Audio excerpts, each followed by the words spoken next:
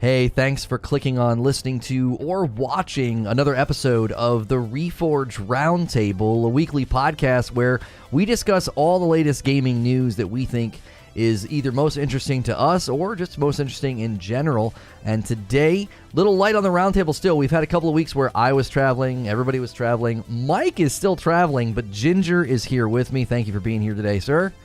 Thanks for having me, man. Always happy to be on the roundtable. Yeah, we're excited to get into a normal swing. Mike will be back next week. We should be able to do a couple of weeks there without any breaks. I'll be back in Ohio one more time because my brother's coming in from out of the country, so we're excited to have the whole family back together. But today we have a lot to talk about, and if you ever want to catch us live, make sure to go to Reforge Gaming on YouTube. You can always go to reforgegaming.live to catch us there every Friday. Usually around 3 p.m. Eastern is when we do the Reforge Roundtable. And now members can enjoy a short little after show, usually 30 minutes, maybe a little bit more. After the show is over, you can hang out with me, Ginger, and Mike as a member on this channel. We're continuing to do more members-only content. Today on the episode, though, we're going to kick off things with Skull and Bones, talk about what we think about this game now that we're finally getting more in-depth look at what the game's content loop will entail and what you'll be doing in Skull and Bones. And Ginger's going to kind of get us caught up on New World we watched just this week and sort of reacted to. Asmongold checked out the update, and I wanted to know what he thought because he's kind of the MMO guy. And then Halo Infinite will also be discussed today because I think they finally pushed out co-op campaign beta. I think. Let's just label the whole thing a beta. Just label year one beta. Let's just do the Fortnite thing and say, yeah, it's still beta. And then I feel better. Yeah, the only part of the game that successfully launched non-beta was the campaign, but I guess we would consider that kind of a beta since it didn't even have co-op. Lastly, Ginger wants to talk about a gaming recession that he kind of feels like we're going through right now, a little bit of a dip, a little bit of a drought. We are definitely feeling that as a gaming news focused channel, and other YouTubers are also commentating on the reality right now as we've kind of dipped into a drought. But let's kick things off with Skull and Bones. Sorry, I couldn't resist. Yeah. So they finally reveal what this game is going to be about. And a while ago, it seemed like there were articles saying, hey, this sounds a little bit more like Destiny. There's going to be like a central hub where you go and get missions and bounties and kind of go out and do your thing. But fundamentally, you are on the boat like the entire time. When you're off the boat, it's very rudimentary. Even when you're hunting things from the side of the boat, it's very basic, almost like a mini game, like stabbing, different things. And so my contention has been that this game will be too narrow of an offering. That's my biggest concern. Sea of Thieves has, I think, really kind of cornered the pirate market to a certain degree. And obviously the ship combat in that is very basic. It's not all that good. I've consistently said Sea of Thieves would have this huge boon of success if they would let you go play PvE, but I always get disagreement on that. And I point to Fortnite's no build as an example of you can do something that seems completely counter to the identity of your game, and it can be a roaring success that, no build's now a standard mode. So when I looked at Sea of Thieves, that was my initial thought, was, man, that looks like a great game. I can go be a pirate. And then I kind of looked at this game and thought, they've only got about 2/3 of what it is to be a pirate. I'm not going to be in sword fights. I'm not going to be shooting a gun or a pistol. I'm not going to be running around as a pirate. I'm not going to be digging up treasure. And we got into a heated debate the one day about what it is to be a pirate and, a pirate versus an explorer. It was actually pretty hilarious. But what are your thoughts on this game with respect to primarily being the naval combat from Assassin's Creed Black Flag? That's sort of the bones of this game. And is that something that can work as a live service game ongoing? This is a full price game, by the way, and they are aiming to be live service. Yeah, if they are able to nail the live service, then I think as long as the core gameplay mechanic is fun, which I've heard nothing but good things about, obviously the ship combat from Assassin's Creed, but again, they have to absolutely nail that. And to kind of highlight that point, I was really surprised to actually see the Skull and Bones discussion pop up on your channel. That's actually what brought it back to me, where I thought this game was already out. Like, this was, I thought, announced right around the time of Sea of Thieves, if not just right after. And I was like, oh, cool. Everybody got the spreadsheet of we're going with pirates, and like game development kind of has that, right? Same thing with movies where it's like, oh, everybody decided to make a zombie movie or a mummy movie. Like, it's like everybody kind of gets into these train of thought. So when I saw that pop back up, I was like, holy crap, that game actually isn't out. So being that they're targeting it as a live service game, I think they're going to struggle initially up against obviously Sea of Thieves, which has had years of refinement, years of content. And I would personally love to see like more PvE style, mechanics brought in, and into all of it, like, right. But I've only played Sea of Thieves for just a little bit. It was something I kind of dabbled in, but people continue to invite me back into that. They're going to be stepping into a very mature game. Just like if somebody was going to launch a looter shooter today against Destiny, it's like, oh, wait, you don't have crossplay, cross save. Oh, you don't have like deep, all this content, even though like Destiny is giving people an entry point by removing content out of the game. So I think in terms of Skull and Bones, if they can find a passionate, community and continue to develop the game as a live service game, it's going to do what all live service games traditionally do. It's going to come out. It should come out as a beta. They should just slap that on to any live service game as an announcement. But I guess there's some legal ramifications that they can't sell you the game, I guess, for money. They can't sell you a beta, or maybe I don't know what the law is, why we can't just say, hey guys, it's a game as a service. That means pretty much for the first 2 years, the things that you think should be there, the fact that like there's no real like hub city and like things are rudimentary, like that could all get patched in down the road if they have the audience. And so that actually makes me think, whenever I start to hear things like that, is that are they just going to see if they can find an audience? And if they can't, then they just like, all right, it's done, it's off the books. We're like, okay, the servers are the servers, people are going to play it until it shuts down. Or like that's where I kind of wonder is that sounds like they're just releasing an MVP, minimal viable product, to players to see if there's any kind of hook that is worthy in their future investment, because I'm assuming that this game has taken longer to develop than they originally planned due to the fact that I thought it was already out. I'm glad you said that, because I was thinking of that as I was talking. I was like, I wonder if they want to see, not just proof of concept, proof of community. Like, will people get into this and play it? And if they will, we can do the land ho update later, and we'll let people go on land and hunt and fight and get out their swords and guns. And then the land ho update, like they'll name it something along that line. But go ahead, yeah, that's what I mean. Like they would literally call it that, because like, we're gonna let you actually do stuff on the land instead of being landlocked, you're kind of ship blocked. It's like you're just kind of on the ship all the time, which I actually think is a unique concept. I think, people like the ship combat. I think people will say, hey, I want to play a game like that, because the level of upgrades and things that you can do to the ship is actually pretty impressive. And I think there will be an audience that'll enjoy it. But I also think if that's what they're doing, okay, the full price seems weird, because this is a $40 game in my mind. I don't want to undercut the work and the hard effort that they put into this, but when I look at a game that is purely 80% naval, probably 90% naval battle fighting PvP live service, I think that's a $40 game, not a $60, what might even be $70 game. Like, what on earth? That's going to be a huge barrier of entry for so many people. I could see at 40 folks being like, I'm bored. There's not a lot to play right now. I'll play a pirate game. I think this game launches like the day before Ragnarok. Oh man, what unfortunate timing. You're 100% right, especially on $40. I think $40 ends up being a really good buy to play entry model, because I think it's easy to get 40 hours out of especially any kind of live service game. Lord knows I put hundreds and hundreds of hours into $40 games. But $60, like, again, I'm not, this is not rooted in any kind of insider knowledge or anything like that, but $60 or $70, etc. It does feel like it's like, let's just see if we can try to recoup some of this money. And if a community shows up, then we can decide if we want to invest in it further. Because like, how many years ago, I was trying to look that up, but I can't even remember how many years ago it was when it's announced. It feels like it was 5 years. I do not know if that is correct.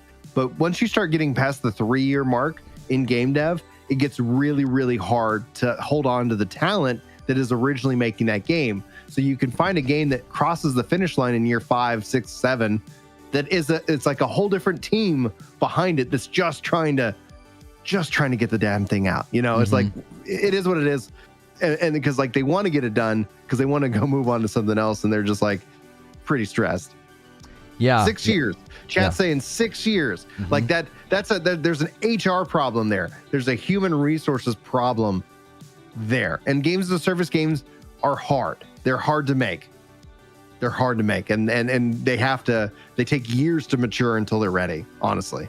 Yeah. Somebody's asking if it's releasing on Game Pass. I don't know. I would imagine if they do, they better be really thoughtful about their microtransactions, because somebody is making a good point. If people aren't on PlayStation, they'll be kind of hungry for a game. So this thing could be a huge hit if it's on Game Pass and there's microtransactions to look cool, like put on a cooler pirate hat or whatever, as long as it's not pay to win. I can't see them doing that. I think the entire crux of the game is PvP. So if you start selling power, your game's going to be dead pretty quickly, I would imagine.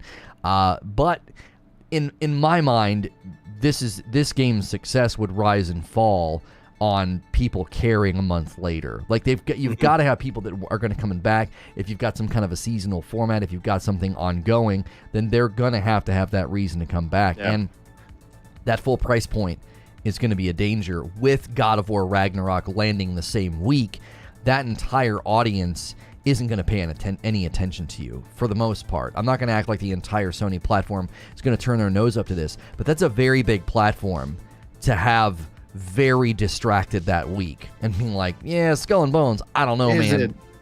Is it cross-play, cross-progression? I believe so, because it's a UB title, so you should be able to play cross-play, cross-progression.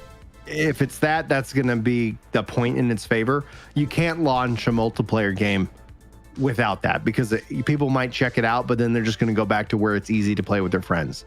So if you do not have that from day one, you don't have a game. Like you have a cash grab. So that's a point in their favor. The next point in their favor could be that it's obviously a different audience that they're trying to attract. And if the combat's good, I saw Hilly Hijinks say in chat that it's like you have to have a good game to build a community. I think you have to have a good gameplay. I think good gameplay constitutes, like, I don't think you have to have a fully featured game.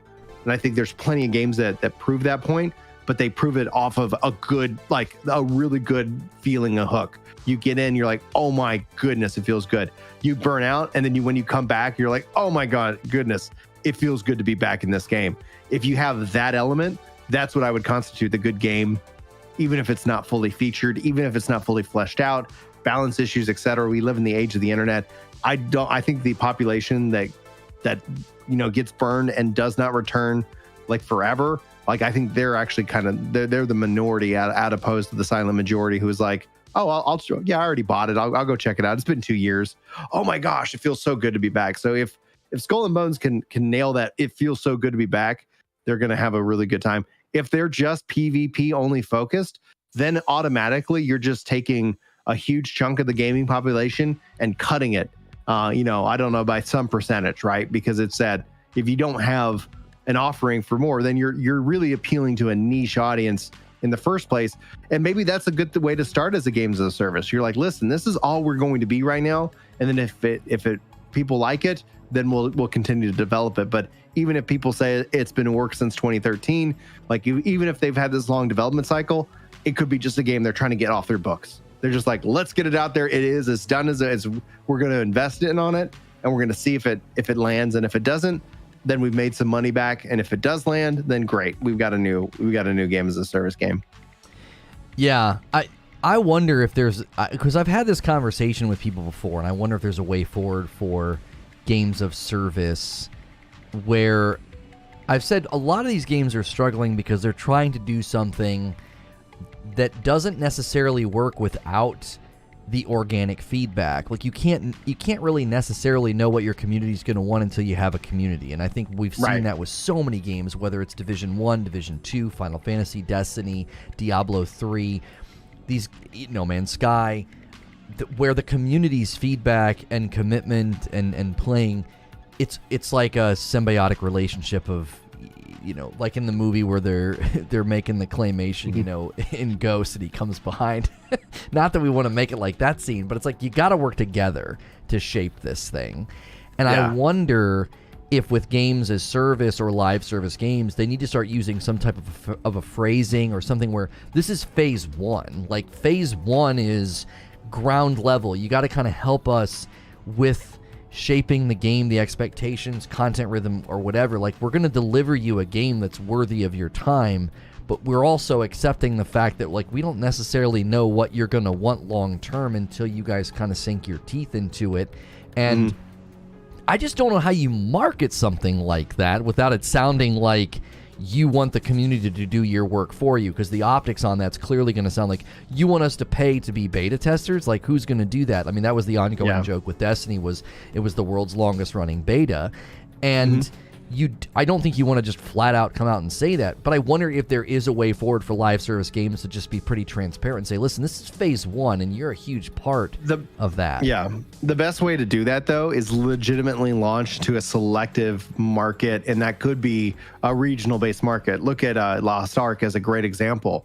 Launched in Korea, it did not do well out of the gate. It struggled. They had to do patches and updates, and there was a point in time where the population was dropping so rapidly. They were doing server mergers, et cetera, et cetera. It's a time-old classic tale of games as a service game, and I want to also address what all Wheezy's bringing up here, because that could really reaffirm that this game is, going to be in trouble. But that being said, is that it developed a fan base, they listened and communicated, and they worked. And I think that's a key aspect to games as a service. A lot of people want, we had, when 30 is still here, when Mike's still here, like, make a game, sell a game, et cetera. That market is long and gone. Like, I get that there's a nostalgic view for that, but I know that Bungie got bought for $3.6 billion for a reason, right? Like, there is a serious mindset of games and the reality of where we are today. And so when you look at that, when you look at how it launched, like Lost Ark launching in Korea, building up that fan base, really kind of listening and communicating, it's not just about the core game, it's about the communication that happens and then the consistency and updates. Chris, my buddy at Worked a Game, he released over on his channel, Gaming Kinda, why Final Fantasy XIV, what it does that no other game does. And when you go look at it, when you just break down, when you remove all the emotion, because games have good stories, games have good gameplay. Like, it's not just Final Fantasy, but what makes Final Fantasy XIV different? It's so consistent that you could, the content creators around it can be like, well, yeah, this is what's going to happen. Well, how do you know that? Because this is what always happens. But it gives you that feedback cycle of, hey, we're listening. Hey, here's the content. And so it happens so consistently. You can set a clock to it. In fact, that's what he did. He broke it down all in a spreadsheet. And outside of the COVID delay that hit everybody, they were the only ones still making content for a games as a service game, even with the COVID delay. Like, they were like, yeah, we're already a well-oiled machine. We're just adjusting to not being in person all the time. Right. And so I think essentially, like, if they were really wanting it to be success, like, I think if you really want to launch, you launch into a select market, you let that kind of get the feedback and that communication, you let the hype and excitement from people who are just looking on the inside, like, oh man, this looks great, oh, they made this change, and all of a sudden you're able to bring it to the global world with years of like testing actually being done in a real case. But chances are that's not going to happen. And now Wheezy was saying that they're contractually set to release by a date. They took money, grants and stuff like that, so that is essentially kind of forcing their hand to get this game out, which to me, I tell you, that means that's a bad recipe. It's a bad recipe. It took this long. If they're being told that they have to release this game, then it is going to be what it is. And the question is Ubisoft the kind of publisher who's going to say, here's our brand new IP. Oh, it didn't work out.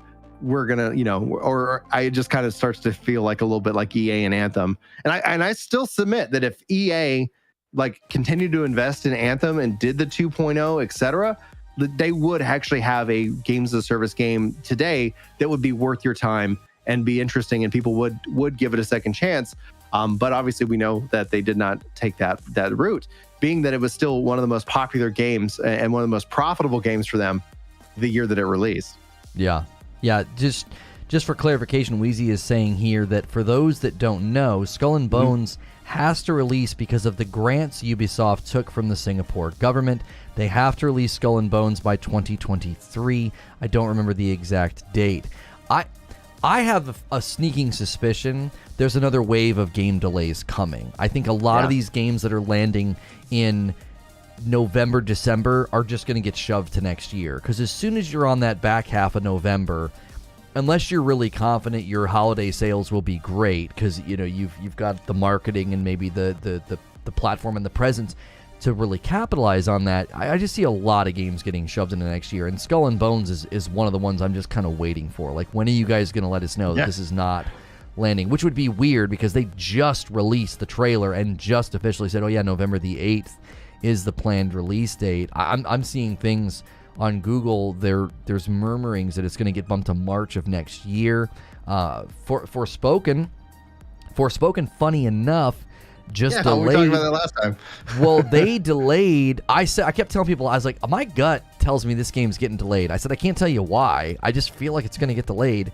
And their announcement of the delay was so interesting because they were like, we discussed with our strategic partners and decided to delay the game. And then they said in the next paragraph, the game's basically done. They're essentially avoiding fourth quarter of 2022 for strategic reasons, not for developmental reasons. Mm-hmm. So, I think it makes sense, especially when you see like what game would be the most competitive against it in God of War. Mm-hmm. God of War is an established game built off of the previous one. Lots of love, lots of respect for that, especially for the last game to launch in the series. And you're going to launch a brand new IP that might appeal, very connected, story driven, action RPG ish. Maybe you let God of War go ahead and just take that, you're like, yeah, we're good. And then you go into a month with less competition. And outside of this year, that was a perfect strategy. This year, it seems like everybody did that play, and we had just everything drop in February. But yeah, well, we're gonna have a similar first quarter next year. It's feeling like they did, a lot of games are going to start landing there, and we've continually looked at that idea. Like, there's other games in the market that sort of might make people consider, oh, we should do this or we should do that. We kind of saw the exodus from WoW into Final Fantasy, and that seemed to kind of impact WoW. And in the MMO space, we've been kind of debating Ashes of Creation and the PvP all the time. And the other game in that space that seems to be trying to kind of crawl back up out of where it landed with player base numbers is New World. And we looked at it this week, and I said, this looks great for committed players. This obviously is not the comeback moment. Hey, everybody come back and play. Asmongold was saying he thinks they should put everybody on the same server. I said that was a terrible take given the number of people still playing. That really wouldn't work fundamentally because there's 13,000. Well, that's 13,000 concurrent, which translates to roughly around 250,000 monthly active users when you factor in like just the amount of time that's actually being played and the average amount of game time. So yeah, like 250,000 players would not at the moment fit on an existing server. But New World always kind of had a plan to grow the server infrastructure to where like there could be around 10,000 players active on a given server at any one point in time, with the goal of that, obviously, that we have zone expansion. And that's actually what is coming this week alone on the PTR. We actually got to look at the new zones map. We already knew the new zone was coming this fall. So things are continuing to progress in that way. I think a lot of people harp on the concurrent user number and trying to use that as either a justification for not playing the game or trying to keep people from actually playing the game, to which that doesn't make a lot of sense to me, especially if you're a fan of MMOs. And to me, I'm like, if it's got the population and plenty of a population to support the game, then you're good. Like, Amazon has committed to 10 years. Whether they do or don't is all a function of trust. What Amazon is building right now is trust or not trust. And I think from their communication, from a consistent schedule of updates, New World is perhaps the best MMORPG that people think are dead right now. And I hopefully will get you back into playing it at some point, because like what they're doing is truly exciting. Like, to be able to listen and to develop and to have that hook, that really good gameplay, the really immersive world. Like, the things that people say about it is they're like, oh man, this is really interesting. The thing I didn't like was perhaps this bug, or the thing I would like more of is more content. And those two things, the bugs have been fixed and the content is on the way. And the question is will Amazon continue to develop it? And I think that's actually one of the things that keeps the game numbers kind of where they are, because people constantly come to me and they're like, hey, is it safe? I mean, like if I jump in, like, are they going to shut down the servers tomorrow? Because I keep hearing from online sources that there's not enough players playing the game. Well, I think that model is rooted in the 90s and the early 2000s, and even the early teens of this decade. But there's no subscription. Like, it's a buy-to-play game, and they're working on making it better, and they are delivering on that promise. And I think essentially, like, New World is worth people's time, whether they think is the July update like the big marketing push update where all of a sudden you're like, have you heard of New World? It's perfect. It's got everything you possibly want. No, that's not the July update. I don't even know if that's the 1 year update.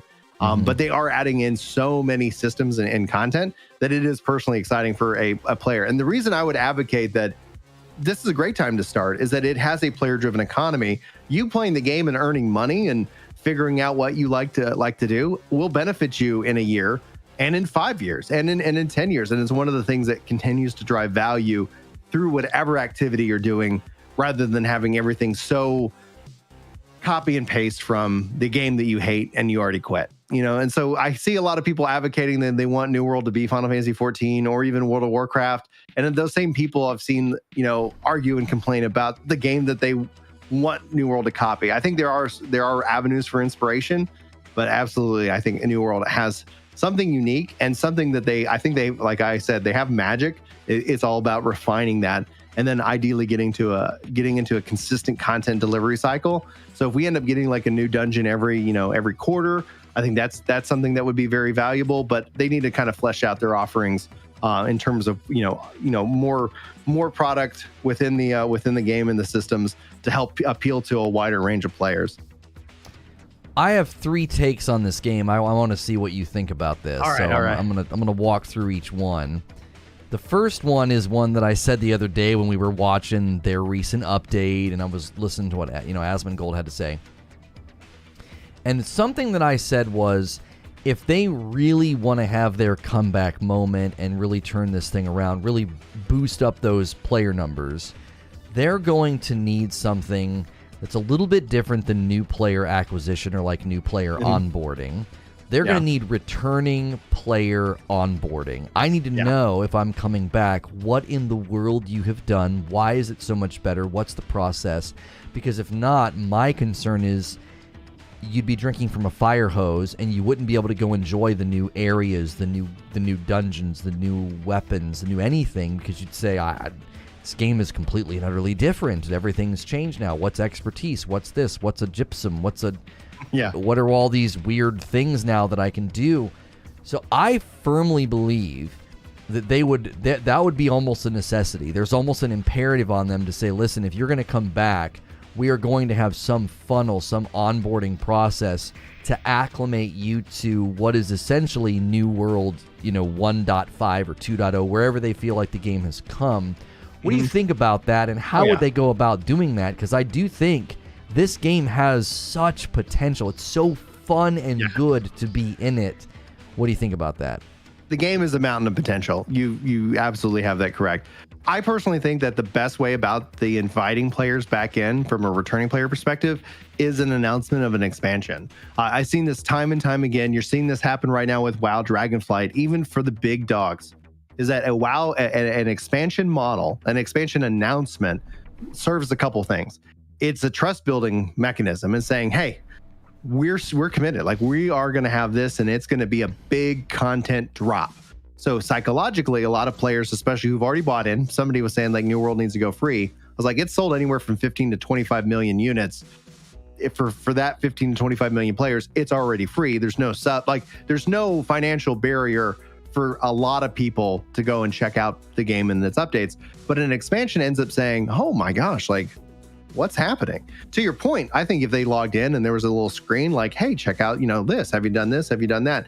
To some degree, they do that. So if you logged in with the 1.5 update, you said, hey, there's the new blunderbuss and here's the new expedition. Like, it does do a little bit of that, but I think essentially if they could tailor it to you, the individual, that'd actually be more important. Oh, we see you haven't logged in over a year. last time you logged in, the watermark system was this. But now we have what's called the expertise system. And here's the 3 things that you need to know so you can get started in it today. So you're 1,000% right. But the other side of it ends up being marketing. And that's if they announce an expansion, you'll actually, I think, see on that day, the concurrent numbers go up because people will be like, oh, wait, they're committed. They're committed to the game. And I would say that if they ever announce that they do, who knows if they're doing an expansion model or not? We really know nothing at this point. But if they do announce an expansion, I would announce the second expansion. Hey guys, this spring we're releasing our first expansion. And you know what? Next spring we're going to release our second expansion. So anybody's like, holy, they are not just giving me one. I'm going to get back in now, so I can grind, I can make coin, I can see what's all changed, and I can be ready for all the new content that drops when the expansion would drop. And so that's essentially what you see. Final Fantasy XIV's biggest numbers happen right before the expansion, 5 months before whatever their expansion is.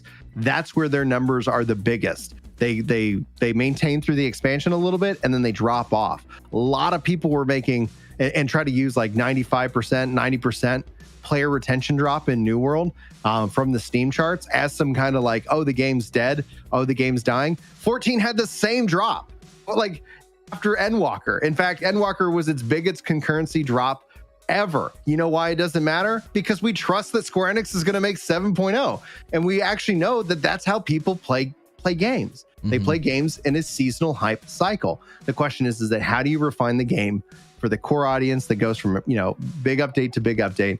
And that's a matter of time. There's nothing that is going to infuse a new developer with that level of trust. The only people who have that are people who are making games in the 80s and the 90s. All of a sudden it's oh yeah, I know this franchise, I know this developer, I trust that they're going to be around, right? Bungie had that throughout, Destiny 1.0's longest beta. All the memes and people just dunking on the game, why is this game so popular? It's got a 7.0. It's the best 7.0 game everybody's playing. And then Taken King came out, and all of a sudden everybody's holy crap. It's, they figured it out, et cetera. That's just my take on it. Okay, well that take was, I think, that's an easy one to agree with, right? Onboarding. Victor's got a good idea, maybe an optional returning tutorial. I think that's pretty good. Oh yeah, that'd be smart. Right. This takes a little bit more of a hot take. There are people that don't agree with me on this, but it's my belief that they have proven themselves to be far better at creating PvE content than PvP. That's what I believe. I think the dungeons, I guess they call them expeditions. They don't like when you call them dungeons. Okay, I call them dungeons. Yeah, they're dungeons. Quit. Yeah. It's like game companies that don't call it XP. It's just call it XP. What is this? So I believe their dungeons are surprisingly excellent for a game that was going to be more focused on PvP. It was all PvP all the time, and they changed their mind about that. I have similar concerns about Ashes of Creation because they're going down that same road. Is PvP is available all the time? Okay, good luck. Yep. But if it lands, it's the exception to the rule. And I want it to land because I want to have that data point.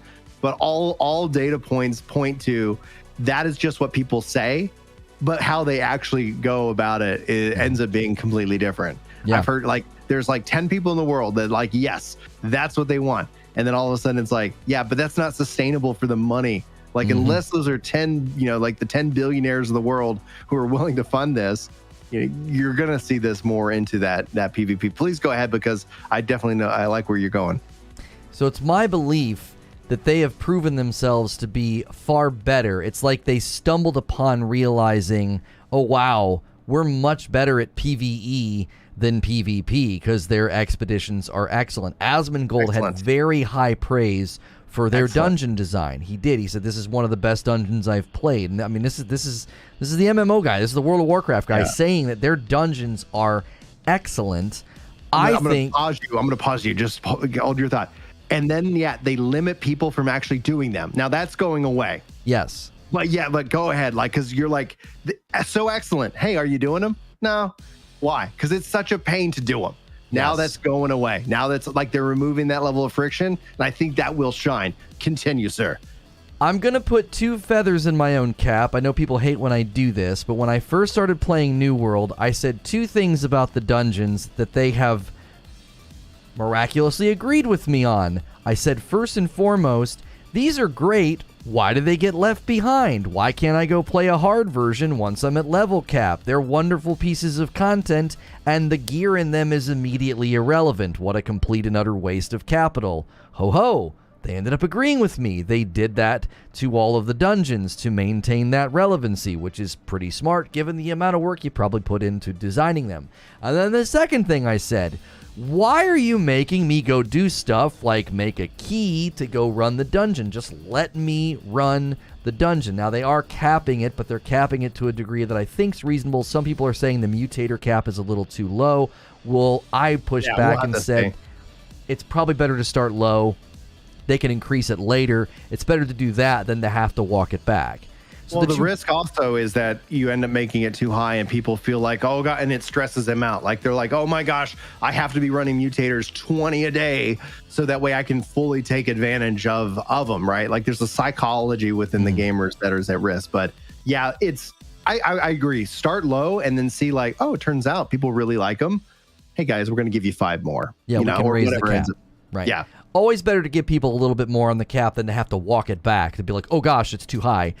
So I'm 2 for 2 on dungeons. I want to go 3 for 3. I want to say ditch this PvP nonsense. Focus on dungeons. Focus on a repeatable gameplay content loop and a seasonal content loop where you can continue to add dungeons and expeditions, areas of the map. Maybe even go back. This mutator thing is always a great way to repurpose these old dungeons. Hey, we launched a whole new suite of mutators to celebrate our 2-year anniversary. Every dungeon's completely different now, completely different reward systems. Like, that's just such a great way to do that. I mean, one of the greatest eras of Destiny 1 was when they went back and did that with all of the raids. It was like a, hey, let's go run a victory lap, and now there's all these new rewards and challenges.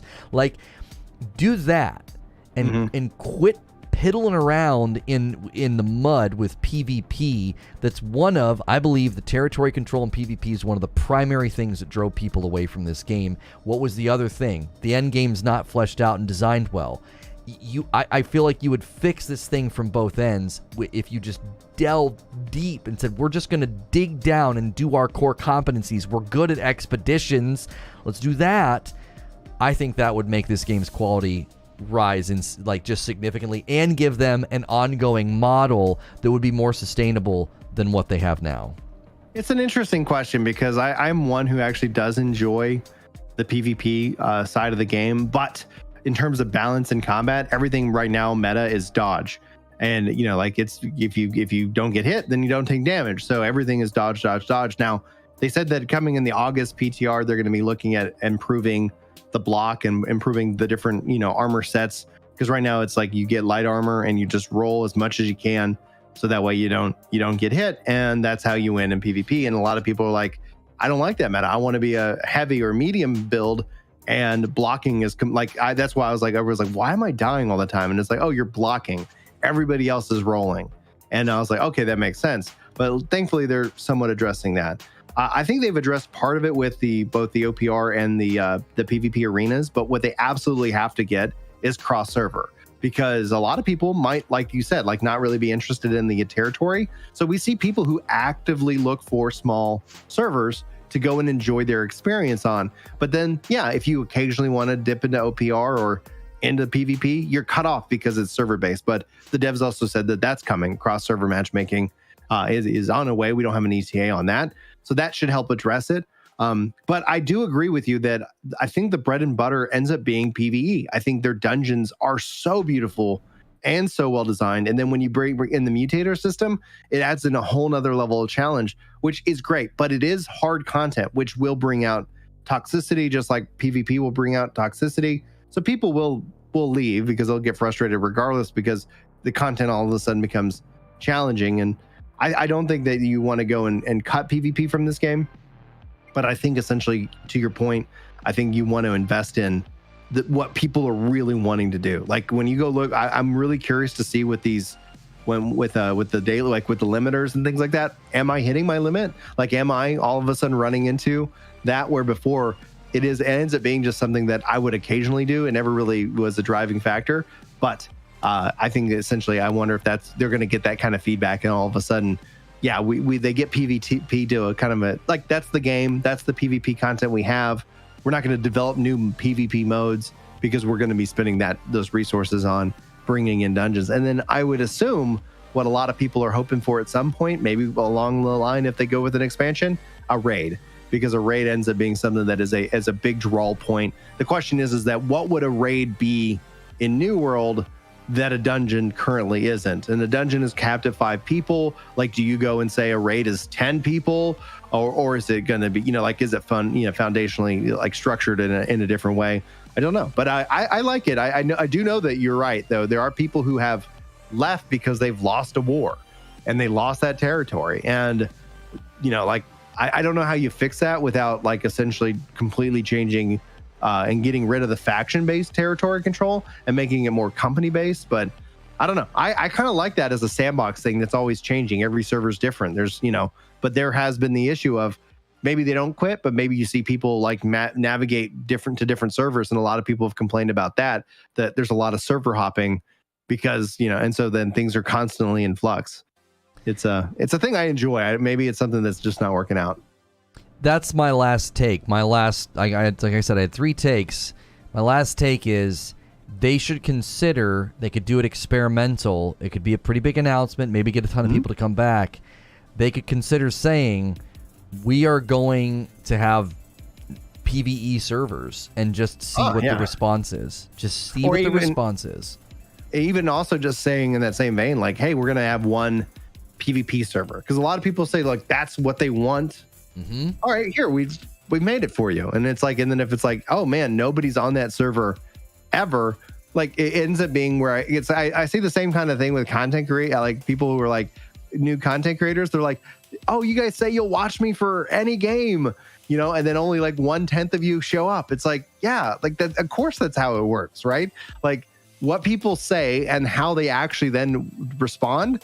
The data is a beautiful thing. Like, when you go look at the data, it's like, okay, people talk. That's what they do. But here's how they act, and it's usually not in lines with what they say, especially online.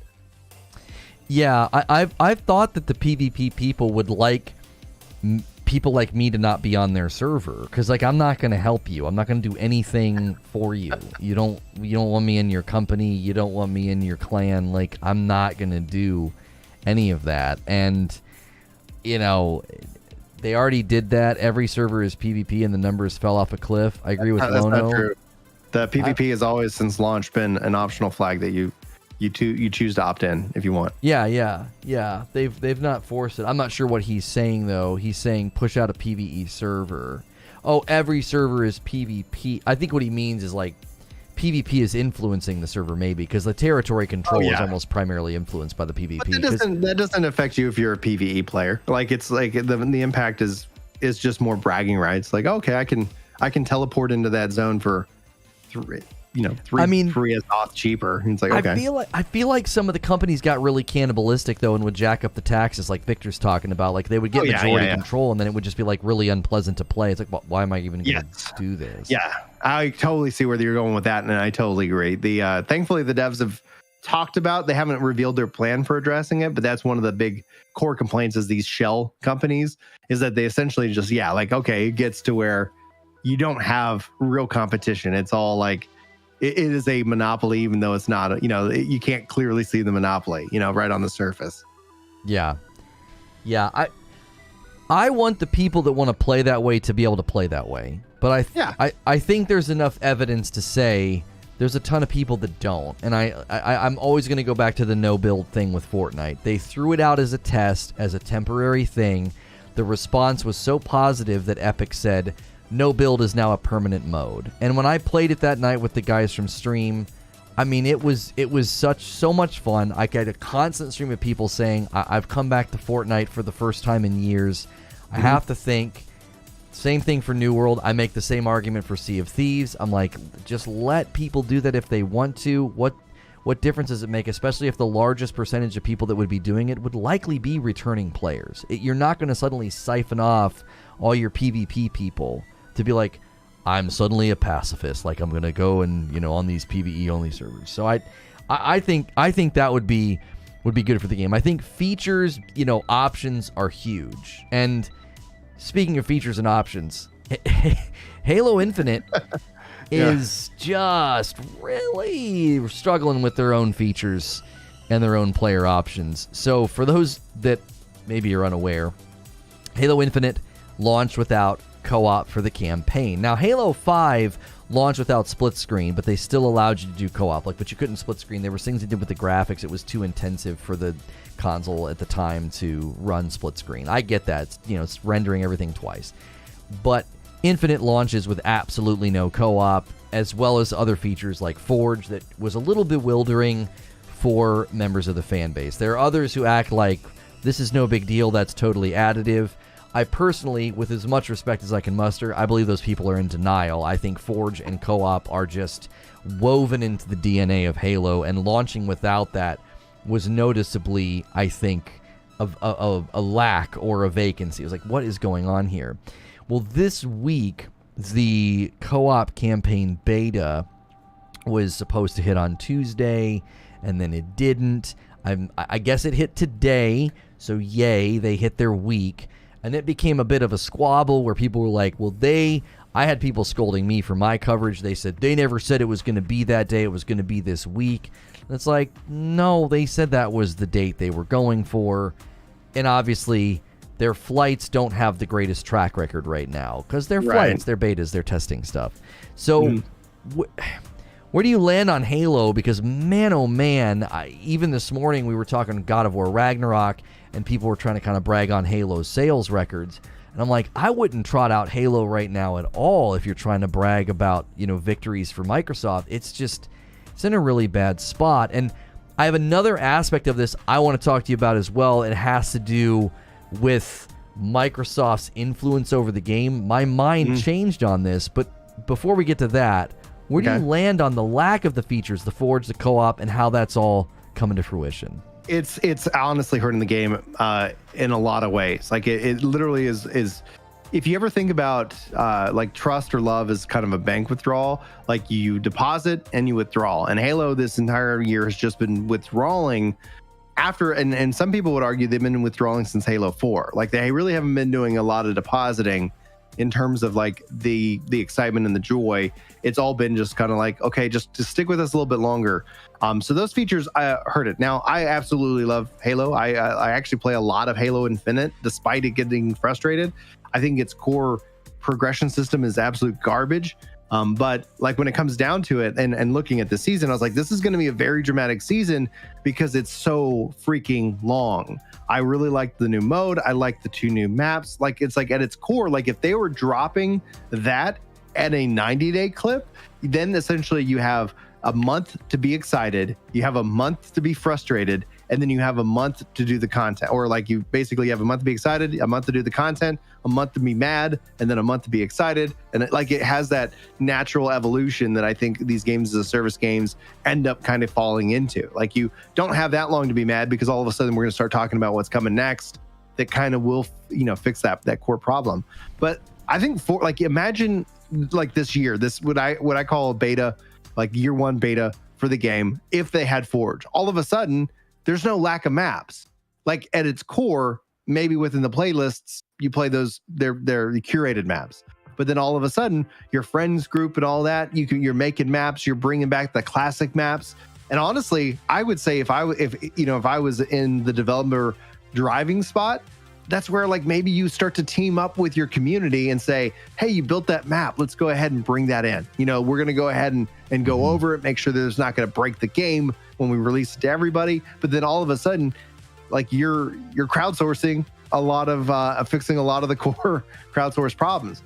I haven't played the campaign. I said, hey, oh, great. And then they said campaign multiplayer coming later. I go, great. That's when I'll play it.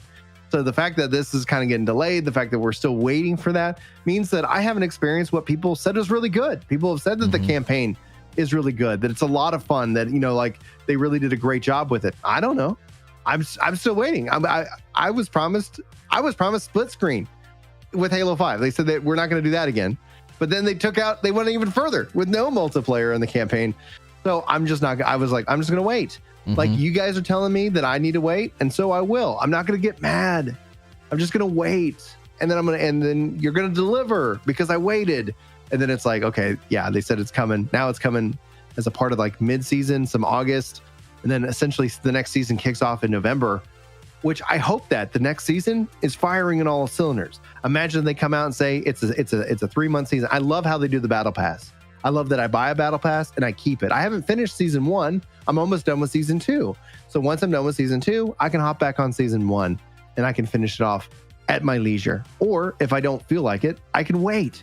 I'm not pressured to log in and play. And I love that. I adore that. I think they got that part right. They've broke progression. They don't have the content cycle down. They got to tighten that up. And when you're talking about 343 and Microsoft and the money they command, what the hell's the problem? Right. They don't have problems with servers. They don't have problems with pockets. They can bring the team on. They can pay the team well. Why is it taking so long to get these things done? And I think essentially this was an HR problem, just like we saw, we were talking about with Skull and Bones earlier. They've had so much changeover. They have to reorganize. They got to fix whatever is broken. And it's not, unfortunately, to get to the fixing the game and adding the content, they got to fix the human problem and what's causing all these bottlenecks. I love that you took it there because that's where I'm going. I didn't even know that. This is Microsoft's fault. I blame after this week, after looking into it more and really thinking about it, this game is at Microsoft's doorstep. This is their fault. Their policy about contractual workers not being able to exceed 18 months, and the report from Schreier that about 50%, an estimate of 50% of the staff that worked on this game was on a contract, a rotating door of 18 months. The attrition of employees was so high. That is why this game is in the state that it's in. So you want to talk about why is it like this and why can't it get any better? Because there's no way they're properly staffed. If those estimates are even close to being true, this is Microsoft's fault. I blame them. They have the money. They could change that policy. They could let contractual workers stay on longer. They could assist 343 to level out. They could say, listen, you have so many contractual workers, we're actually going to allow them to stay on for a longer period of time. We're going to write in some extended clauses or something. That's the only way this game gets where it's supposed to go. If not, make a subsidiary company that's like literally just hiring them up. If it's some kind of weird, laws, right? You're like, okay, here in California or here in Redmond or here in whatever, like we have to do these certain things. Like make a subsidiary based in Texas where it's like, great, y'all are all actually working for this company in Texas and we're contracting with ourselves. We just haven't owned both. We're just going to put our people there. Like, there's ways about it. Like, and if it was some third party studio, I get it. You gotta make hard calls, right? There's not unlimited resources, but unless you're Microsoft, Google, Amazon, like you literally, I think you have more money than you could ever spend in a lifetime. I don't see the risk. Yeah, some people argue that the contract that Microsoft has in place, it's been in place for a very long time, actually. It's company-wide. This is not just with their gaming division. They keep people on those 18-month contracts because they don't have to pay them benefits. I guess it protects them. There was some kind of illegal thing that happened with Microsoft in late 90s, maybe. They got sued, and then they basically said, okay, well, fine. Contract workers are never going to exceed 18 months, and that's been their policy ever since. And I know people don't like the whole, well, let's blame Microsoft, let's blame whoever. But the more I looked at this, the more I thought 343 has been set up to fail. If these things are to be believed, if the people at the company that spoke with Jason Schreier are telling the truth, this game will never, ever rise above mediocre because you have a company that is completely and utterly hamstrung by a Microsoft policy, and they will never have that consistency of team, of vision transfer. As soon as people get to the point, like we talked about this, think about the morale and the mentality of any of those employees. Once they're down to their final 3 to 6 months, they're probably starting to look for another job. How invested are they in the game? Why would you not? Right. Why would you not? Wait a minute. Because a part of, especially within development and especially with the turnover within game development, I've hired a bunch of programmers out of Gearbox for that very reason. and it's like, yeah, we're just looking for some level of non-crazy. It's like, and anybody is like, oh, this game developer, etc. Like, listen, they're just paid well enough that they're just not going to risk it, right? Like, when it comes down to it, like, work, the way the internet perceives the way that the world works is just humorous to me. I'm like, I've never sat in a boardroom and not been offended. It's like, that's just how I've existed my whole life. It's like, all right, but you get down, you got to figure out and go from there. Yeah, I think if you're sitting here in an 18-month contract at 12 months, you're absolutely setting up the next thing, unless you're freaking rich. And I guarantee you're making less money by working in game dev than you would be working in any other space. So yeah, you're absolutely going like, I'm here to log, whatever I need to log, and then I'm already setting this up and I'm going to start my next contract. Or you're going to just cut the contract soon anyway, and you're just going to find a job that's better suited for you and whatever your life goals are, right? Having no upward momentum at that is crushing, because you're like, oh, I love doing this. I guess I'm going to go do something else now. And that's a policy that's killing 343. Yeah. And I always feel for the devs. Like, I always feel for the devs, because it's like it's hard for me to believe that, like, company-wide, some company is happy with a game being mismanaged or not launching in a good state or having all these problems. Like, that's not something that they want to do. They don't want to be in that stressful environment. And so I can't imagine being a full-time employee. Like, if 50% of the employees are actually hired and the other are contractual, I can't imagine being the people that are constantly there that just see the nature of that insidious contract policy creating constant attrition, which is constantly hurting quality. It's hurting team cohesion. It's hurting morale. It's hurting the quality of the products that they're working on. It's, to me, the center blame is on that policy. I blame that. Like, that's the eye of the storm. That's at the center of all of it. Everything else is spiraling around that. And if they would enable, because Mo is saying 343 is hiring more, I would need to see some actual concrete reporting on if that's true or not. If 343 is being empowered and put into a position to hire more and to move away from these 18-month contracts, then that would be great. That could put this game on a trajectory of improvement and getting better and ownership. We want the devs to really own the game and say, we really want this thing to improve, instead of feeling like they're just spinning their wheels. Exactly. And then once that all gets, whatever that situation sorted, if Halo was sitting out and putting out content every 3 months, even if it's just still 2 maps, right? You then bring in the Forge, and then you let the players, go nuts and have fun and basically cover the gap for what you and your team are doing. All right, like, if you're not having fun with Halo, like, that's fine. There'll be an update here in 3 months.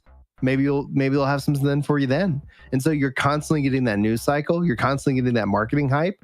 You're giving the players what, something they want. I think, though, also the fact they launched without a battle royale is one of the things is also still hurting them, because as much as people will come to me and defend Arena and tell me I'm wrong, like, people aren't watching Arena.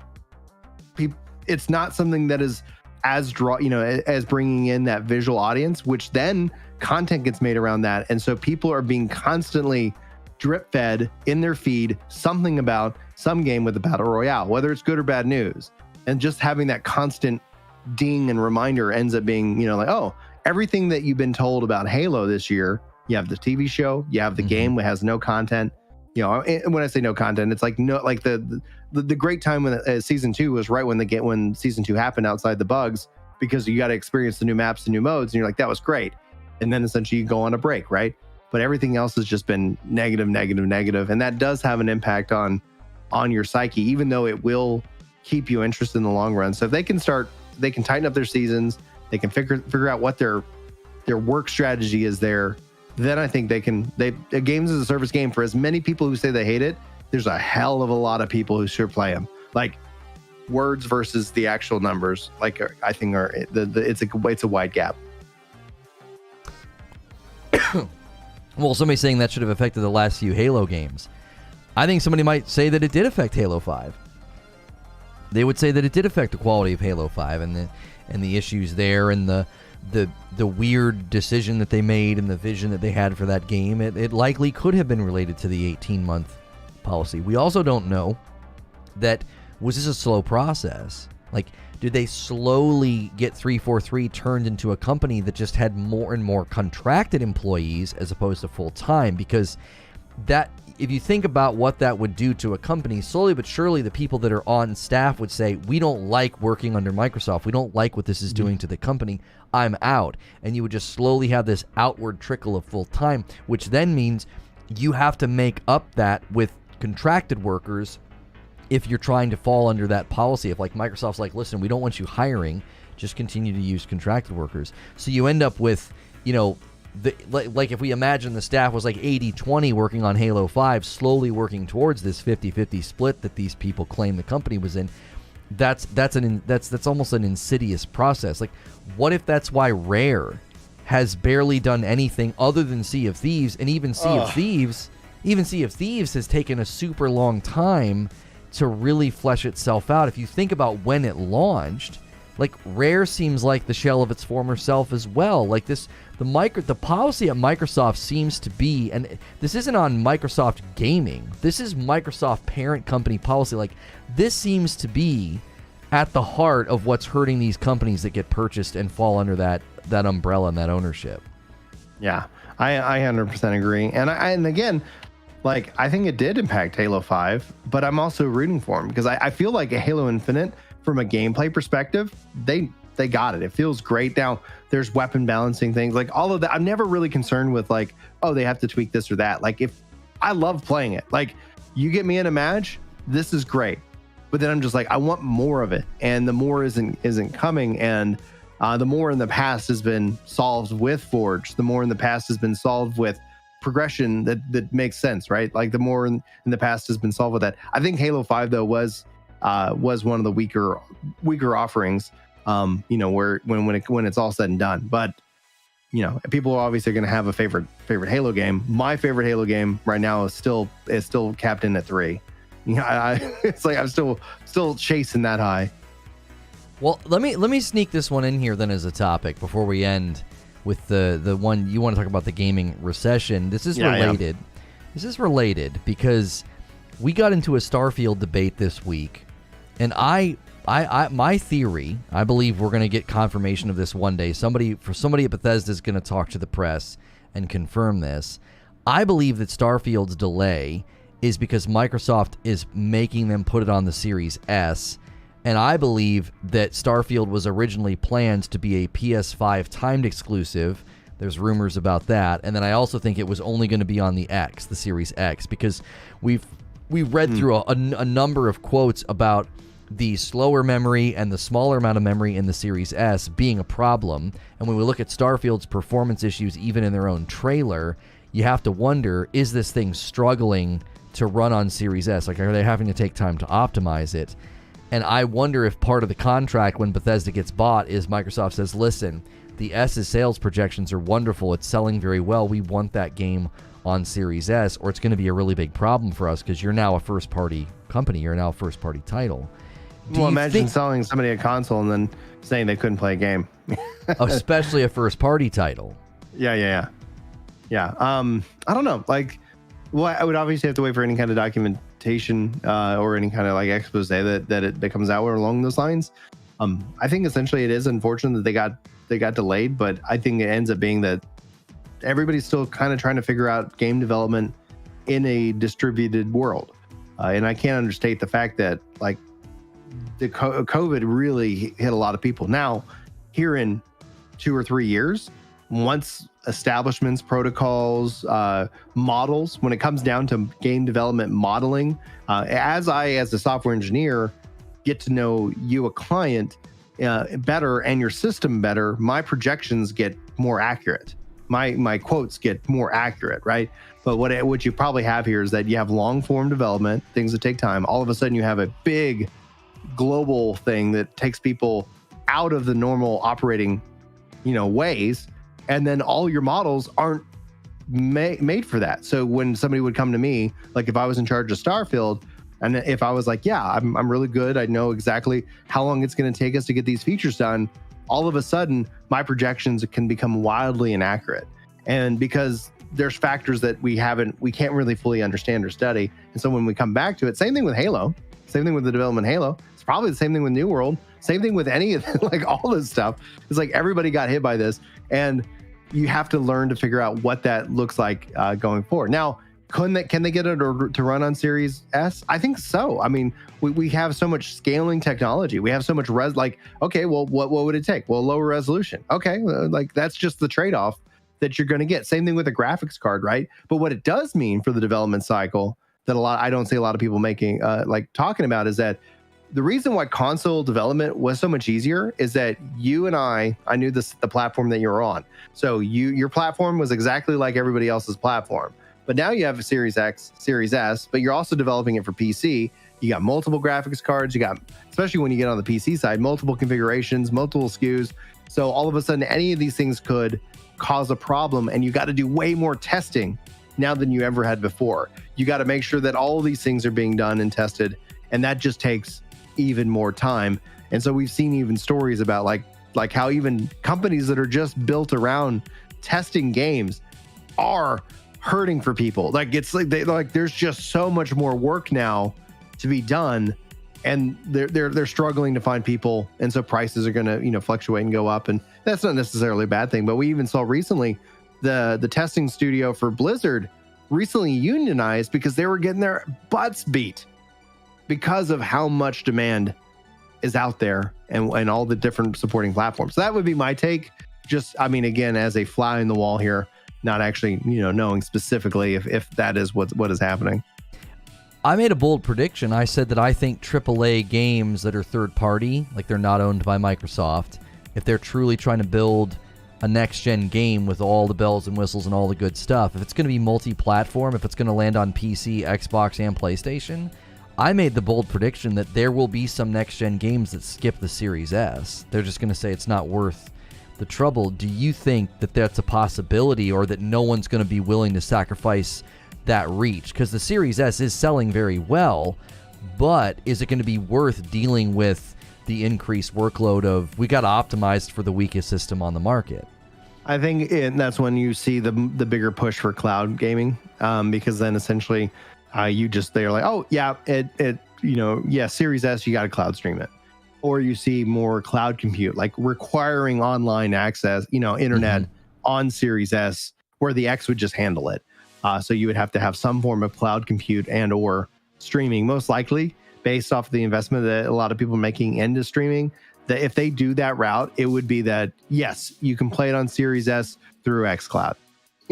That's the announcement. That's the pitch, in that case. Okay. We'll see. There are people that really disagree with me on that. They're like, there's no way, because there's going to be so many Series S's in circulation. I'm like, oh, I know. I think it's going to be a great system for as far as market saturation. But I think there'll be a couple devs, not a bunch. Like, I don't think it's going to be a ton. It's going to be devs that are really trying to push the envelope of next gen. They're going to be like, listen, the PC market, PS5 and the Series X, that's a big enough market for us. We don't need to go through all this trouble to optimize for the Series S because of the issues that it brings. Because there was a couple of guys at ID Software that said, listen, lowering resolution is not as easy, and it's not a one-size-fits-all solution. There's guys working on the Metro games that said it's not even the memory, it's the GPU. It's just that we're having issues with it. It's tough. There are companies already speaking out about they're having to do more work for the S.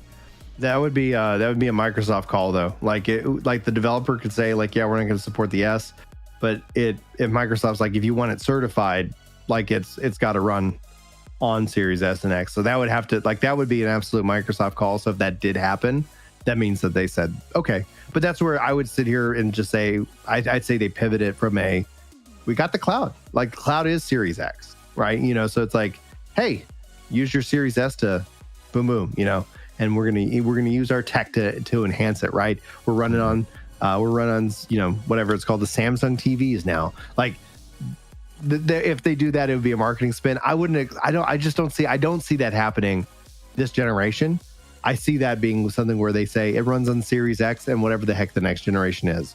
Like, where they just kind of say like, yeah, sorry, this game is really next gen, but we got it to work on the Series X for you. We couldn't go 2 hops back, you know. Who knows? I mean, time will tell. If you're right, if they do it, I think that would be pretty dramatic. If I owned the Series S with the promise that I would be able to play games on this generation with it, and then all of a sudden there are certain games that I couldn't play. That's not a good feeling. It wouldn't be a good feeling.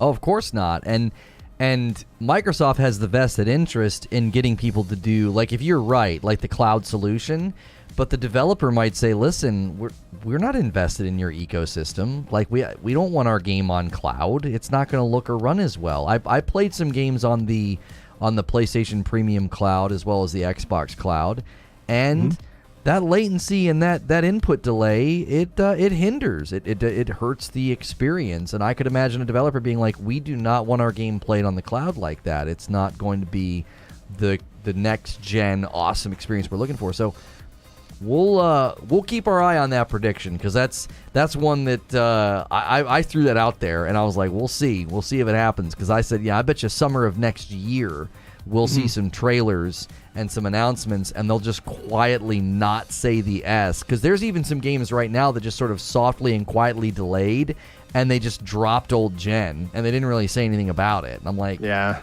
that's true. I could see something similar happening with the S. They'll just be like, yeah, we're launching on PS5 and the Series X and PC, and people are like, wait, did you intentionally not say the S? And they'll just kind of like not really draw attention to it, you know?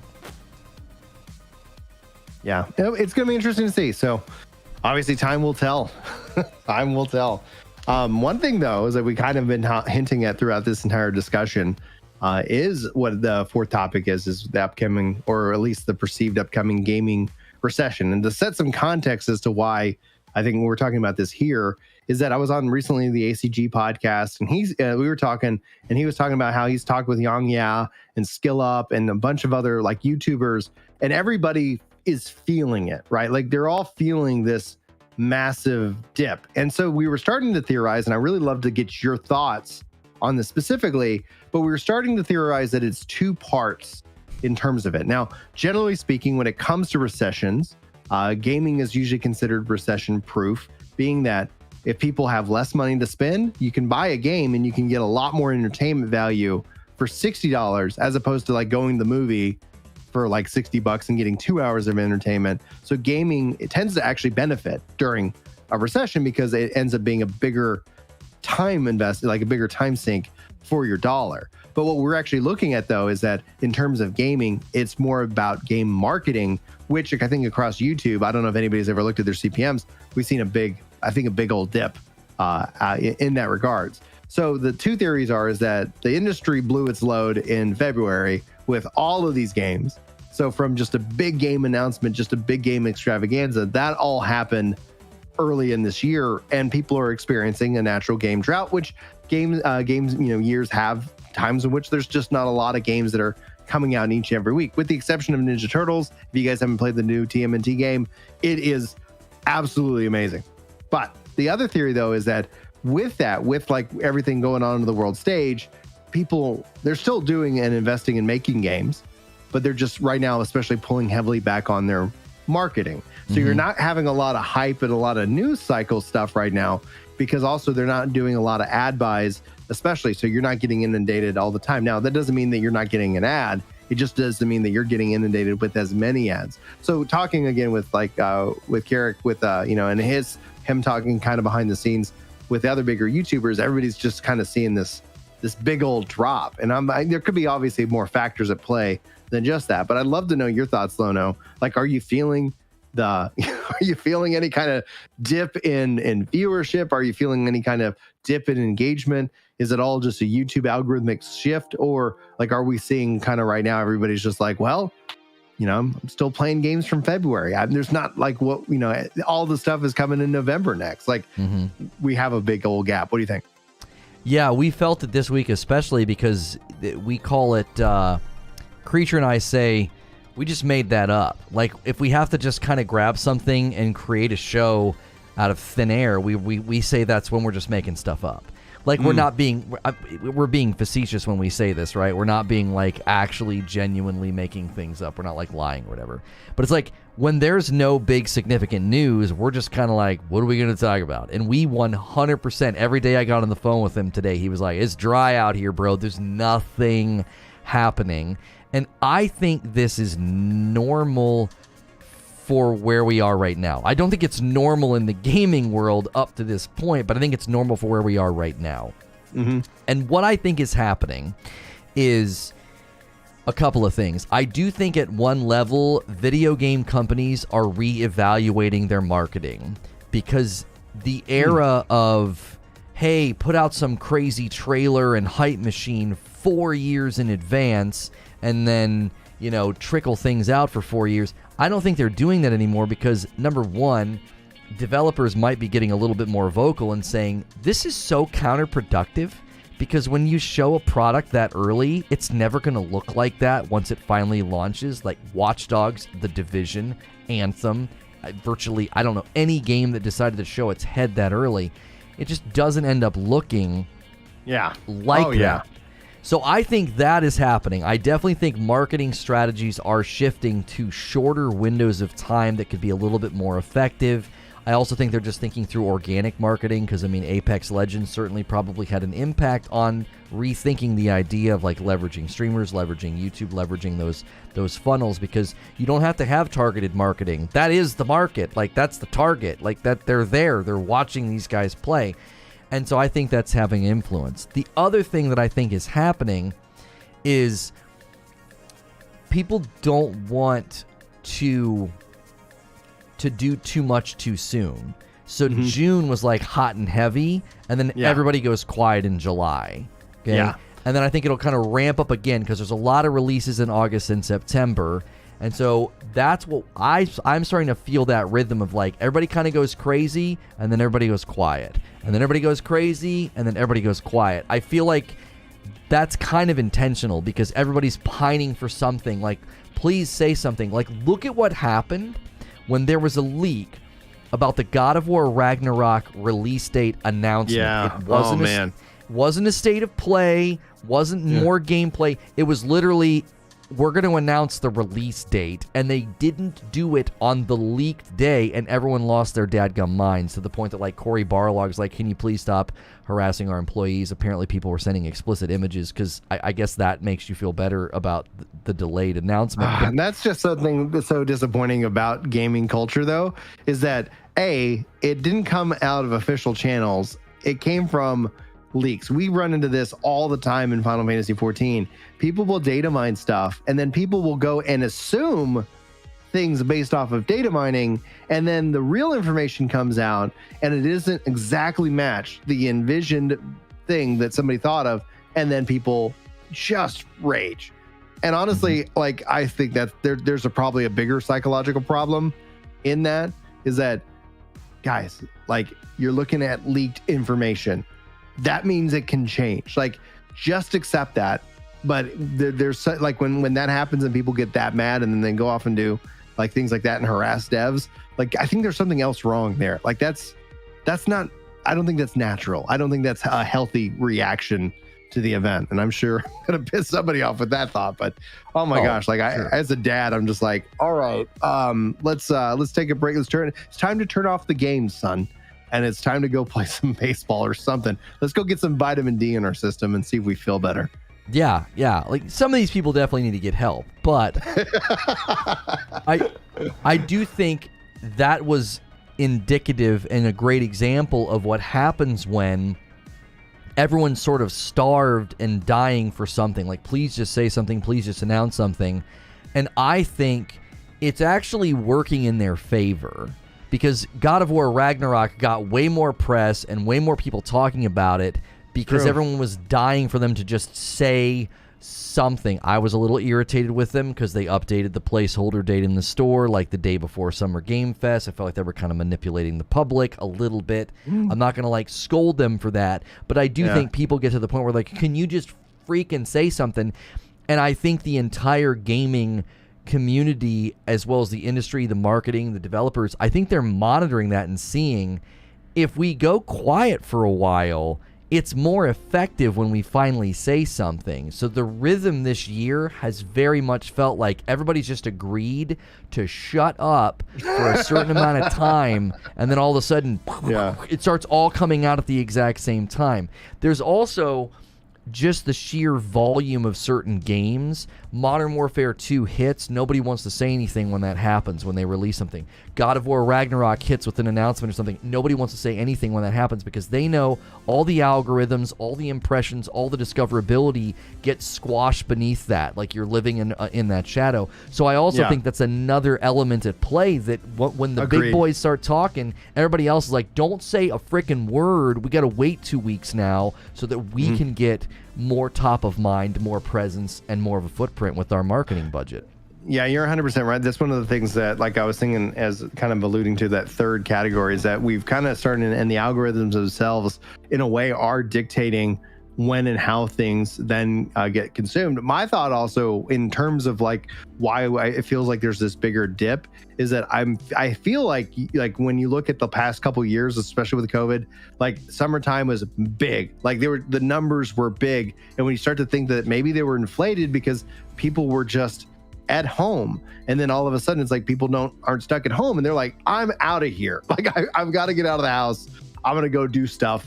Me and the kids have been going to the swimming pool and playing outside a lot more than we than we were in the last 2 years. So that's obviously pulling us in that regards. And so I always wondered, like, if the algorithm was like, oh, every summer for the last 2 months have been just really big for like these kind of categories, and then they're underperforming, and then the algorithm's like, oh, I guess I should push that even less than anything else. And so you end up actually seeing less of it. Because I what I told Carrick, like on the show, was like, my feed is I have to seek out a Lono video. I have to seek out like a different, a gaming creator video. I'm doing more search to find the thing that I want, because my feed is just filled with reaction. I think maybe that's also one aspect of it. It's just piling into like what the thing thinks I want. And I'm like, I don't really want that. And some of the times I do want it. So, I don't know. I guess obviously feeds are very tailored, but I'm just like, yeah, my YouTube feed, my homepage just looks different right now. Well, in the realm of YouTube, so if we want to talk shop a little bit, it's up to you. They are totally jacking around with stuff this week. I can tell. Like, stuff just doesn't look right. Like, today, my background view counts are frozen for like 35 to 45 minutes. I'm like, I don't know how many views we've had. Like, I don't know what's going on. And we've also noticed that we'll have like a really strong stream, but then the total view count doesn't look right. It's like, we've had strong streams like that before and had significantly better numbers. I think they're doing something goofy with tabulating and calculating metrics. They're fiddling with something there, and live streams are really funky right now. Apparently tonight at like 9 p.m. Eastern, I believe, somebody named Barbara, she is going to, I guess, unveil some new things for the live streaming environment. So guys like me are sitting here just absolutely blue in the face, holding my breath, like, please can we get a really good live streaming UI update? Because we did this in a members only stream. We started kind of comparing where YouTube looks compared to what the Purple platform looks like, and we're just grossly behind. They're at one level. I don't like to hear excuses because you're owned by Google and you're YouTube. So what in the world is happening? But there's also been some shakeups. Fwiz left, and then just today the global head of gaming left as well. So there could be some log jams because these guys were getting ready to exit, and maybe they just weren't capitalizing. Maybe they weren't executing on plans effectively. These guys seem to want to go make their money in the Web3 space. Good luck. NFTs continue to crash and scams continue to run abroad. These Web3 people they're going to be coming back hat in hand very soon. That's my prediction. I think they're all going to absolutely lose on a lot of these deals that they think they're going to make a ton of money. I don't think they're going to make anything. I think this has been the cause of a lot of the criticism and concern surrounding even Dr. Disrespect's game. So I do think that's been a factor with YouTube, is that they're losing people that were in positions that my theory, if I'm just going to shoot from the cuff, I think these people were failing to execute, and that's why they're gone. I think it was like, we need new leadership, we need new people in positions. So we need people that understand the live space, because YouTube starts, they're taking surveys now, and they're asking me questions about TikTok, because I think TikTok's making a play. They're making a big push. TikTok's been huge, and so obviously that's how we got the shorts. And so I've been making like the shorts, and like it's just interesting. Someone goes, this is like, and I've been setting that thing because you can go on YouTube and say don't publish to your subscribers, and so that's what I've been doing, because I'm like, all right, you guys have subscribed, you haven't subscribed for short content. I'm just doing some experiments and to see how they perform. And somebody would like reply like, this feels like a TikTok. I'm like, that is the best thing I guess you could say, because I think that is the objective of what they're trying to create, in that regards, and alternative to TikTok and the endless scrolling kind of mindset. So at its core, I was like, yeah, that's why I was like, I'm wondering, like, is it also that the content cycle has changed? People are consuming, like, where I've often made the case that while video game reviews will always be there, I believe the shift has gone into live streaming to have a discussion about the game with gameplay, as opposed to watching somebody's opinion about the game, having played it early or have been given the game by a company to tell you about the game. I think I would say that from what I've studied, it feels more has shifted into a live stream, a kind of a representation of maybe a genre or a specific franchise who enjoys that. Then they end up being like, that's where people are going for the reviews. Yes, they're still watching reviews, but they're watching reviews to get their opinion validated, their cost validated, but they're going to live streams to actually see if they want to invest the money or not. Yeah. And I think that their YouTube at the moment is just being slow. Like, they were really slow with gifted members. It was really a huge bummer. But like, I remember being on Purple, and every time they rolled out a new feature, it broke the entire site for like a week, and it was super frustrating. Yeah. Like, you'd go live and it wouldn't work, and stuff was breaking, and your streams were crashing, and it was like, what do they do? Oh, we added this to the chat. And it's like, oh my gosh, you guys are breaking the site. So to me, I actually like that they're going slow, because even with gifted members, it's like it went off without a hitch and it worked, but it clearly needs other things added to it. It needs to be improved. Like, can I please just click on someone's name and give them a membership? Can we do that? Can we target individuals? Can I get metrics on them? I don't know what in the world's going on. I don't know who gifted the most. I don't know who was gifted and now isn't. 2030. We brought some new stats for you on your analytics screen. Yeah. Thanks. To echo that point, and I hear the door knocking. I guess my kids need me. But to echo that point, like, I wish I could see chat history, like, just from an individual. It's like, because it's like, are they trolling? Like the Asmongold clip in which that he saw, like, that somebody was trolling. 1 second. That he was trolling. That somebody was just like, oh, this guy's coming off as somebody who's fake. You have that. You have that tool. You don't have that on YouTube. Same thing with the comments. I've watched all your videos, and this is whatever. It's like, have you? Like, I don't know. Let me verify that. Oh, this guy's just trying to get a response, and YouTube doesn't give me the tools that I need, that would help my mental health, that would help my enjoyment of content creation. And so I end up as I've grown, having to get more selective in terms of like what I choose to read, because reading something feels the same way. If you're talking to somebody, there's different. Like, you're like, oh, I have a relationship with this person, I know this person. Everybody, every text, every tweet can carry the same weight, positive or negative. And that tweet just might be, that comment might just be bogus. Like, but we end up elevating like all these different ideas because they're written down. And for some reason in our brains, written means, like, I guess, a valued or respected or an authentic viewpoint. Yeah, well, and there's a report that Wheezy just put in the Discord that kids and teens are spending more time on TikTok than YouTube.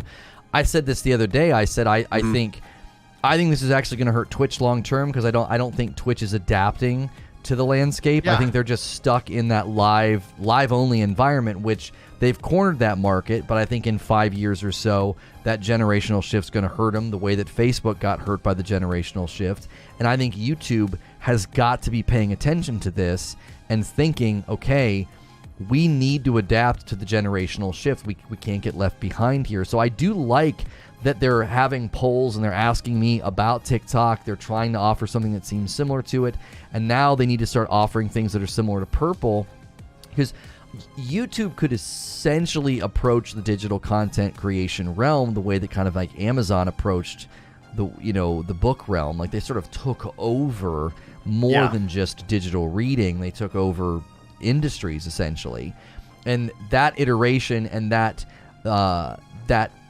multi-purpose nature of the site, like once they diversified their offering, I think YouTube's in the position to do that. They're really, really slow, which is always a bummer, but I think that's just the nature of a site that is this large. I think large. I couldn't imagine being somebody who was in charge of working that. Like I'd be stressed out. Imagine pushing out an update and like all of a sudden half the site is just not functional, especially because of how profitable it is. It's like, oh, we're down for 6 hours. Like that's millions and millions of dollars. And so pressing that button means that you're going to take every precaution to make sure that when that does go into production, that you're like, yeah, that was great. So you have to have larger teams. That means a lot more meetings, a lot more management, a lot more overhead. But YouTube, though, in and of itself, is uniquely positioned to have a content offering, unlike TikTok and unlike Twitch. But they could offer all of it, in which that, like, they kind of tease this, right? You have a live stream and somebody, let's say, made a clip, and then all of a sudden that clip actually gets turned into a short. And if that all actually started happening automatically, I'm going to say magically in this case, like how powerful would that be, that people could consume your content and you, the creator, literally just get to go and do the job and have the fun. All of a sudden, if this podcast was like, hey, here are the best moments. People made these clips. Those are what are on your shorts. By the way, it's already handled. People click on that short and they're like, I want to see more. Boom, they're now in the stream. Like it's like YouTube has that as a pipeline, as a potential for the future of the content and how people consume it. It could truly be really magical, but we're not there yet. And maybe we'll learn some visual stuff that, like, I think again, the low hanging fruit is that you have a platform that's doing it. Twitch can't seem to figure out like VOD based, clip content, and they're losing to TikTok. Twitch could have done that. Like Twitch could have had been the TikTok before TikTok, but clearly like they're and they're gonna struggle in that environment. YouTube has the heads up, but clearly TikTok is doing something right, unless they get banned, unless anybody's like, yeah, with all the data, in China and whatnot. Yeah, they could get banned in America. I also think TikTok could be a bottle rocket platform, because it's really hard to community build there. Like once the stream is gone, right. It's gone. You can't rewatch it. It's really hard to connect with chat because it's literally just like a scrolling thing. And short form content is great. It works great for low attention span. People can scroll. It really does that hook. Is that hurting us though? Like as a species? You think about like just mindless scrolling, and all of a sudden it's like, all right, I can't focus anymore. Like that's where it's like that as a parent, that's something that's concerning to me. Seeing the studies that have been coming out about social media's impact just on developing brains, I'm like, oh hell no, I'm sorry. Like, yeah, you welcome to college. Now you may check out the internet or like social media or something like that.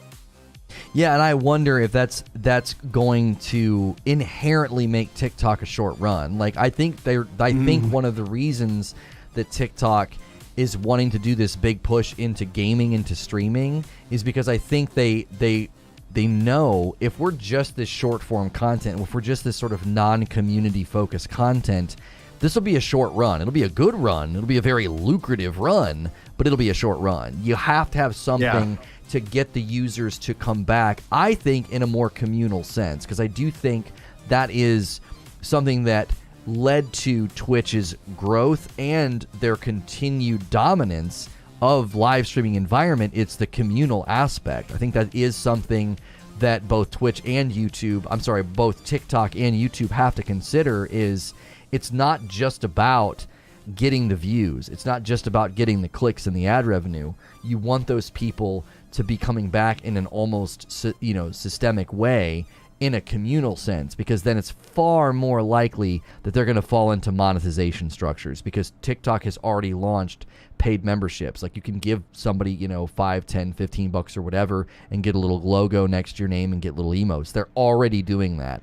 So they're already seeing that there's money to be made there.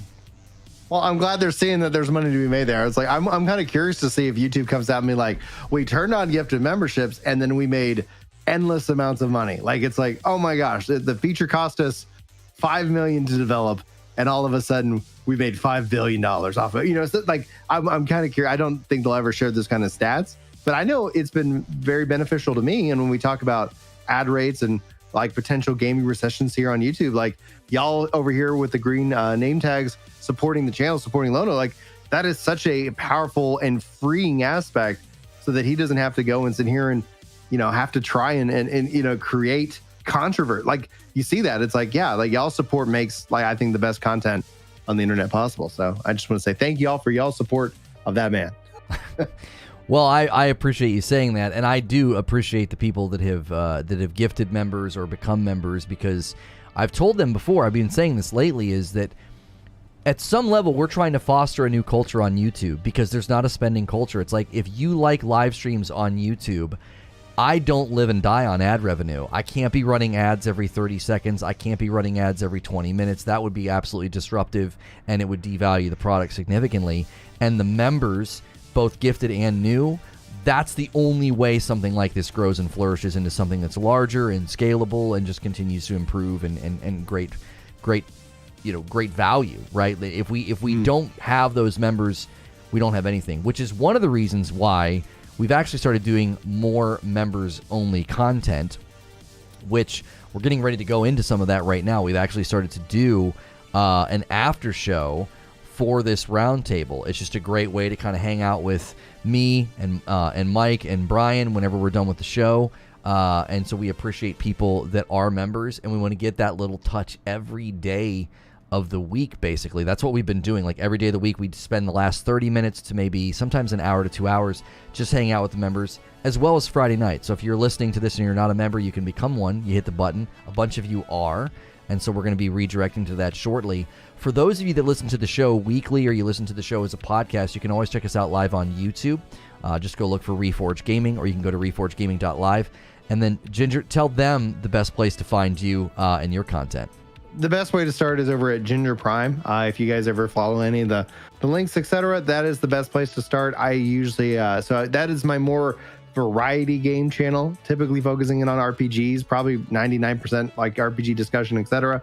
And then from there, I have more focused breakout channels to kind of cover the more impassioned, like, here's the news that's covering. It's like, it gives me the ability to make a 2-minute or a 3-minute video about whatever the news just is, because I like doing that kind of content. And I found that trying to do all of that on one channel was really stressing out everybody. So if you start at Ginger Prime, you should be able to find anything that, in terms of the games that I like to play and cover, you'll be able to find if they have a sub channel set up and ready to go. So check it out. That'd be wonderful. And occasionally I stream. So, but it's usually rare. Not as much as this guy. Maybe once, maybe twice a week if my family is, like game for it. Well, I try to stream pretty much every day. Well, not pretty much. I mean, I try to stream multiple times a day, 2 or 3 times a day, all throughout the week. And we've got this structure now where we do 2 shows every day, and then we go to the members only stuff. We are getting into the reaction content. That's been fun. So maybe I'll get me and Ginger ranting about reaction content over in the after show. You're not going to want to miss it. I'm gonna push live on it. I'm gonna push live. We're gonna head over to it. Hey, if you clicked on this and we weren't live, you're a member and you're getting to watch the Reforge Roundtable after show this week with me and Ginger Prime, and that's a nice perk for you as a member. We hang out for maybe 30 minutes, maybe a little bit longer, just kind of talking out of view of the public from the previous stream. I'm actually going to end the previous episode, so all of you that watch and supported this episode, thank you for watching the Reforge Roundtable. We'll see you next time. And